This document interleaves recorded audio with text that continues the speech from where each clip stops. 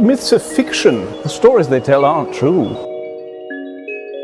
They're lies and therefore worthless, even though breathed through silver. They're just beautiful lies. You can't seriously believe in fairy tales. Oh, Jack, myths are not lies. In fact, they're the very opposite of a lie. Myths convey the essential truth, the primal reality of life itself. Go on.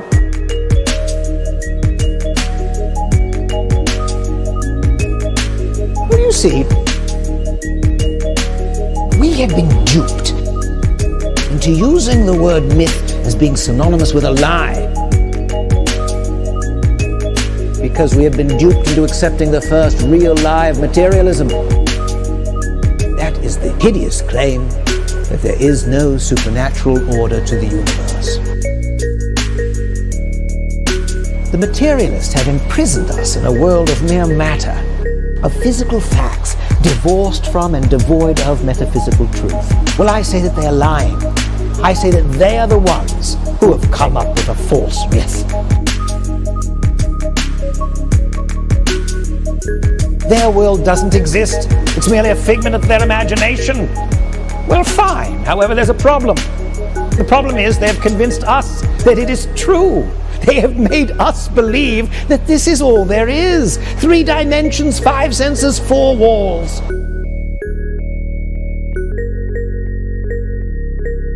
Isn't it?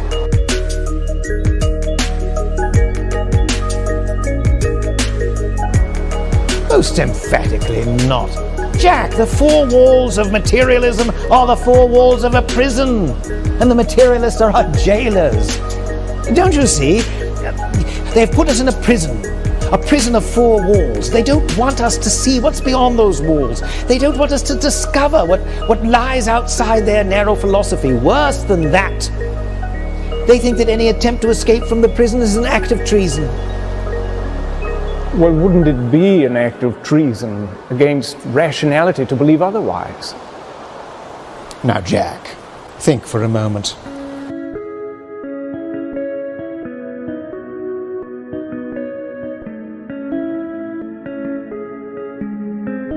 Think for a moment. How can it be wrong for a prisoner to think of things that exist other than walls or jailers?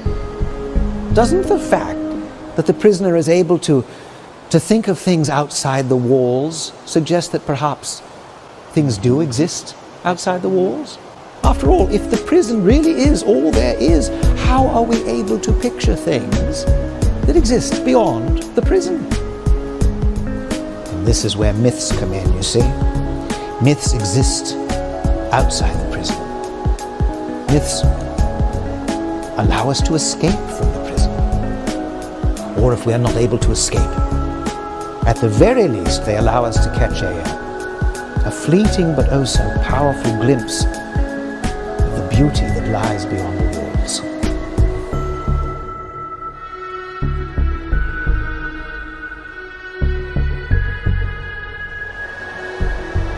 But what is it that we're meant to be glimpsing? Well, don't you see? The truth, Jack. Myths show us a fleeting glimpse of truth itself. Truth. Truth. What on earth is this truth that you're talking about? Quid est veritas? What is truth?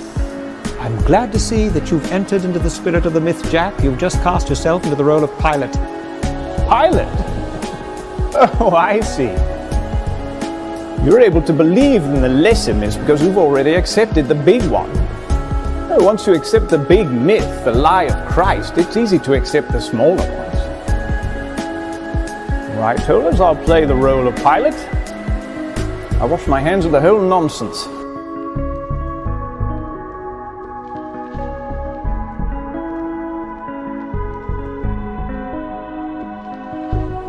Well, Jack, you may be able to wash your hands, but your mind is still muddied. You're not thinking clearly at all, old chap. You're acting as if myths are mere arbitrary inventions of fiction, as if we pull them out of thin air. But what you don't understand is that we make things by the law in which we are made. We create because we are created. Creativity, imagination is God's imageness in us.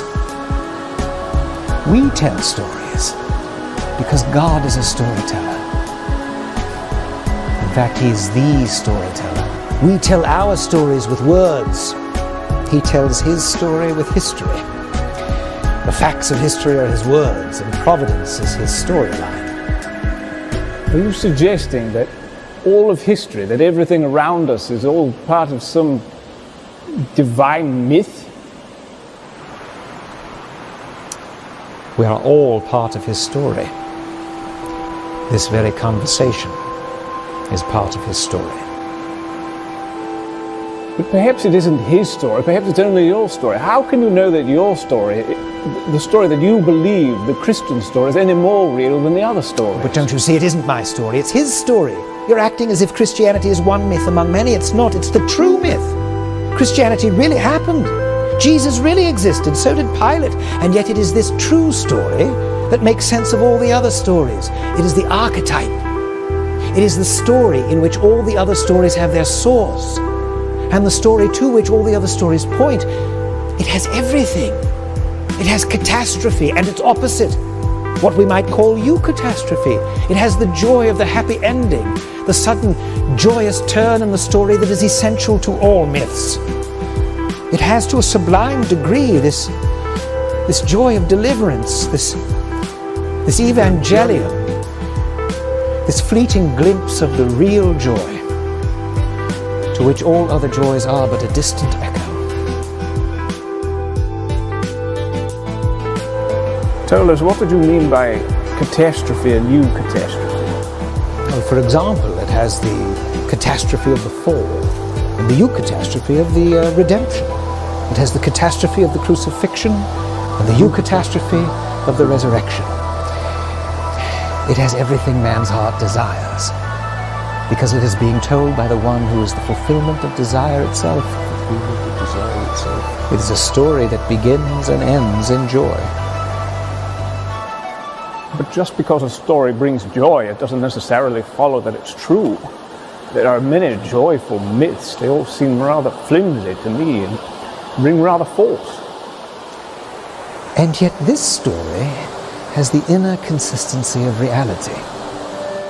There is no tale ever told that men would rather find was true, and none which so many skeptical men have accepted as true on its own merits.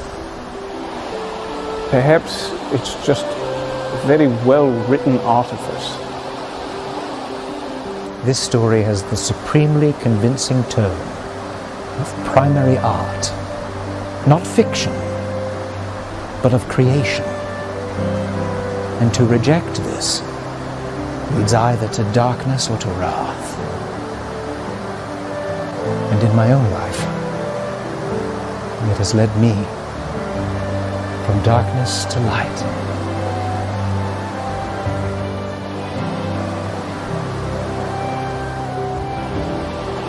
Astonishing. You absolutely astonish me.